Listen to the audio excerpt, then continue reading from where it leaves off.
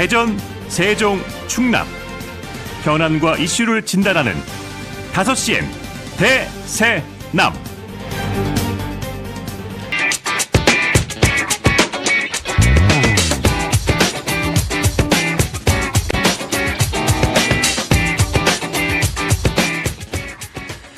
자, 코너 조정으로 인해서 오늘부터 매주 이 시간에 경제 이슈를 살펴보겠습니다. 다시 돌아왔습니다. 경제 관련 현안을 바른 시각으로 보는 바른경제 행복경제연구소 강신철 소장과 함께하겠습니다. 어서 오십시오, 소장님. 네, 안녕하세요. 오랜만에 뵙습니다, 방송으로는. 예, 예. 거의 2년 가까이 된 것 같아요. 2년 만에 다시 이제 프로그램에 컴백을 하신 거잖아요. 예, 예. 예. 이 시간에 좀 경제를 어떤 시각으로 보느냐도 상당히 중요하지 않습니까? 예.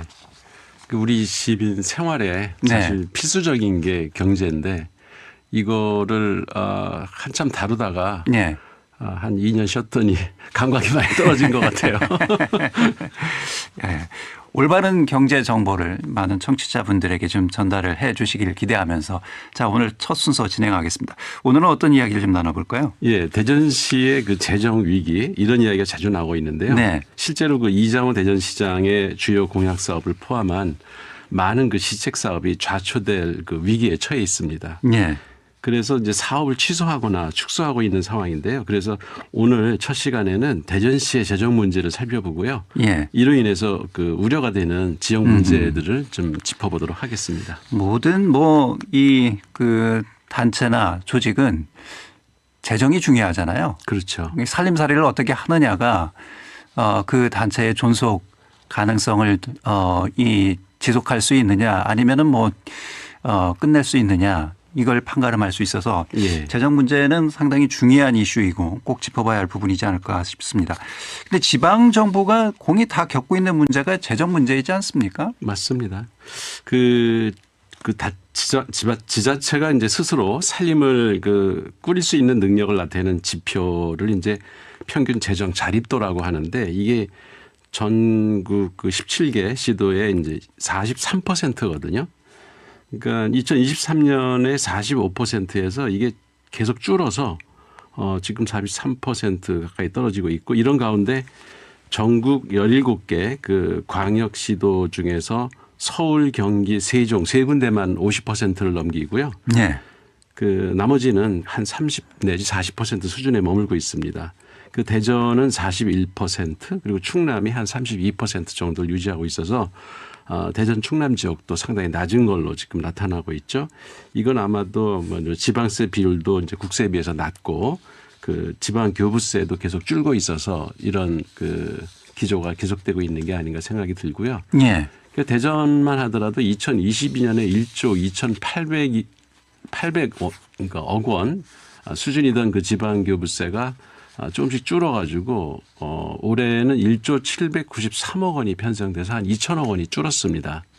그러니까 이게 사실 전체 재정 규모로 보면 늘어야 되는데 오히려 줄고 있는 거죠. 그에 따라서 이제 대전시는 하반기 예산 편성에서 20% 이상의 긴축을 예고하고 있고 정부의 국세 세수마저 이제 부족한 상황이라서 지자체에 대한 추가 정부 지원은 기대하기 힘든 상황이라고 볼 수 있을 수밖에 없습니다. 네. 이렇게 이제 예산이 충분하지 않으면 예산을 적재적소에 잘 써야 되지 않습니까? 예. 그러려면 이제 낭비 예산을 좀 줄여야 되고 무엇보다 그래서 예산 편성이 중요한데 글쎄요. 정작 대전시는 재정난을 이유로 엉뚱한 분야의 예산을 삭감을 예고하면서 또 논란이 되고 있는 것 같습니다. 최근에 열린 2025년 대전시의회 행정사무검사 시민 모니터링 기자회견이 있었습니다. 이번 시민 모니터링에서 보문산 개발 문제 그리고 영시축제 회계 투명성 그리고 시민사회 조례를 폐기한 거 그리고 복지 사각지대 문제 그리고 특히 올해 대전시가 독서 관련 예산을 대폭 삭감한 문제까지 다양한 의제가 제기됐는데요. 예. 대전시 2024년 예산과 올해 예산의 주요 분야 증감 현황을 보면은 이장호 대전시장의 공약사업과 시정 홍보 예산은 대폭 늘려준 반면에 환경이나 소상공인 문제 그리고 공동체 역량사업 등의 예산은 대폭 삭감을 했습니다.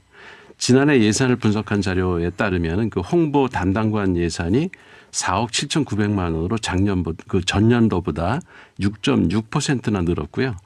그 이장우 대전시장의 공약 사업인 갑천 물놀이장 조성 사업 예산도 95억 원이 증액이 된 이런 게 있었고요.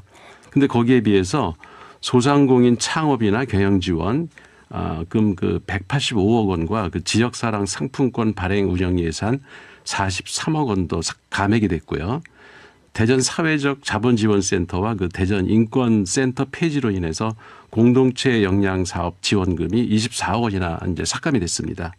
결식 우려 아동 급식 예산도 11억 원을 줄었고요. 예. 그러니까 올해 예산도 마찬가지인데요. 2024년 대비 그 증액된 주요 분야가 관광 문화 분야와 시정 홍보 분야 그리고 공공시설 분야 등은 늘었어요. 그런데 거기에 비해서 유아 및 초중고 교육 예산 그리고 과거사 진상규명 지원 예산 그리고 이제 자연재난 예산, 여성사회 참여 확대 사업 등은 줄줄이 다 줄어드는 거죠. 예. 그러니까 시민들의 삶과 직결된 뭐 여러 예산들은 삭감이 됐고 시설과 이런 관광문화 홍보 분야의 예산은 증액됐다 이런 말씀이시죠. 그렇죠. 예. 그 특히 이제 영시축제 등 이 축제 관련 예산에 대한 문제 제기도 상당히 있는 것 같아요. 방금도 국감에서 박상현 의원님이 말씀하셨는데 대전시의회 그 행정사무감사 시민 모니터링 보고서에서도 문제가 된 것이 그 대전 영시축제입니다. 영시축제는 도시 브랜드 제고라는 명분으로 추진됐지만 3년 동안 시비 협찬금 등 그 총 160억 원 이상이 투입되었는데요. 그런데 이거 회계 투명성이 여전히 문제가 되고 있고요. 그 협찬금과 그 기부금이 명확히 구분되지 않아서 시민의 돈의 흐름이 어디로 흘러가는지 이걸 파악하기가 힘들고 성과 평가도 제대로 되고 있지 않아서 이게 문제가 되고 있습니다. 이게 단순히 행사 운영의 문제가 아니라 재정 거버넌스에 대한 그 신뢰가 떨어지고 있다라는 현상이 나타나고 있고요. 예. 공공행사는 이제 이게 얼마 썼느냐 이거보다도 시민들에게 무엇을 남겼느냐 이게 중요하지 않겠습니까? 예, 예. 그 또한 그 보문산 개발 사업에서도 보문산 그 전망타워 사업의 편익 비율이 1이 안 나와요. 0.975로 경제성이 없는 거로 이제 분석이 됐고요. 이미 인근에 300억 원 이상이 투입된 공원이 있는데 새로운 또 건축을 위해서 녹지를 훼손하는 것도 문제고 이게 행정 지속 가능성이 이게 원칙에도 어긋나는 거죠. 더욱이 그 대전도시공사의 총 부채가 2028년에 2조 5천억 원을 넘어갈 거로 예상이 되는데요. 이건 결국 시민 세금으로 빚을 갚는 구조가 되는 아주 우려되는 상황이 벌어지고 있는 거죠. 예. 그 또 대전시의 독서 관련 예산도 삭감이 돼서 이 문화와 관련된 예산이 많이 좀 줄어드는 것이 아니냐 뭐 이런 또 비판도 있는 것 같습니다. 예, 올해 그 대전시 독서문화 지능 관련 예산이 작년 대비 절반 이상 줄었는데요. 대표적으로 그 우리 대전 같은 책 읽기 사업하고 지역서점 연계 독서문화 프로그램 지원 예산이 대폭 축소되거나 완전히 중단됐습니다. 2023년 1억 3천만 원이던 지역서점 활성화 지원 사업 예산이 작년에 전액 삭감돼서 올해도 복구가 되지 않은 상태고요. 이 예산으로 그 주요 지역서점의 문화 행사 등에 지원하거나 그 마케팅에 어려움을 겪는 지역서점의 홍보 수단으로 사용되어 왔는데요. 예, 이런 걸 실효성 등의 이유로 이제 해당 예산이 전혀 이제 반영이 되지 않고 있어서 뭐 대표적으로 계룡문고도 그 사이에 사라지는 그런 문제가 있었고요. 예. 여기에 대해서 지난해 2,700만 원이던 그 독서 문화진흥 직접 지원 사업은 올해 전액 삭감돼서 이건 완전히 시민들 자체 예산으로 이게 진행이 됐고요. 이런 게 이제 단순한 항목 조정이 아니라 시민의 지적 기반과 그 문화 인프라를 악화시키는 결정이고요. 그다음에 지방 정부의 재정 철학은 도시의 물적 성장과 함께 시민의 정신적 성장도 중요한데 이런 거는 무시하는 게 아니냐 하는 그 비난이 많이 있고요. 예. 책 읽는 도시가 줄어드는 건 결국 사유와 토론이 사라지는 도시로 가는 게 아닌가 하는 걱정이 생깁니다. 그러니까 지나치게 성과주의적인 시각으로 보면 행정에서 네. 이 문화와 교육은 뚜렷하게 성과로 드러나는 것이 아니기 때문에 겉으로는 잘 안 드러나죠. 비용과 그렇지만. 지출로 인식할 수 있는 가능성이 큰 거잖아요. 맞습니다. 예. 그 겉으로 보이는 토목 사업에만 집중한다는 인상을 지울 수가 없는 거죠. 예. 그렇기 때문에 이런 쪽의 예산은 줄이고 눈에 보이는 성과 위주의 예산만 증액되는 네. 예. 예. 그런 경향성이 있다. 그래서 결국 이제 재정은 뭐 많을 수도 있고 적을 수도 있지만 중요한 것은 재정을 어떻게 쓰겠다라는 그 방향성이 중요하다 이런 이야기들이 많이 나오고 있는 것 같습니다. 맞습니다. 그 서구에서 그 발생한 모자 사망 사건은 그 복지에 관련된 정보가 위기 정보가 있었는데 이걸 행정으로 제대로 대처를 못해서 생긴 대표적인 문제이고요. 그 47종의 위기 정보를 통합 관리할 시스템도 없고 결국 정보는 있는데 구조가 없다. 이런 행정의 한계를 여실히 보여주고 있습니다. 예. 그 또한 그 한부모 가족 지원 예산이 6억 원 가까이 줄었는데 그 돌봄과 생계 부담이 커지는 시점에서 예산 삭감이 됐다는 거는 이건 완전히 정치적 퇴보라고밖에 볼 수 없습니다. 그 대전시 재정 문제와 관련해서 더 심각한 문제는 예산을 제대로 쓰지 못하고 있다는 건데요. 2023년 한 해에만 쓰지 못하고 다음 해로 넘긴 2월액이 4,358억 원에 달합니다. 실제 그 2024년 말 기준으로 국민체육센터 건립기금 집행률이 이게 9%밖에 안 되고요. 그 제2대 그 대전문학관 건립 그도 집행률이 10%밖에 안 됩니다. 예. 대전 도시철도 1호선 그 식장산역 건설비도 9% 집행률에 그치고 있고요.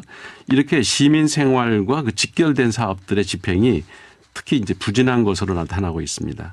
그 사이에 이제 대전시 지방채 발행액은 2022년에 1조 원을 넘어선 뒤에 매년 증가세를 보여서 예. 2021년에 54%, 그다음에 2023년에는 92%나 급등을 했고요.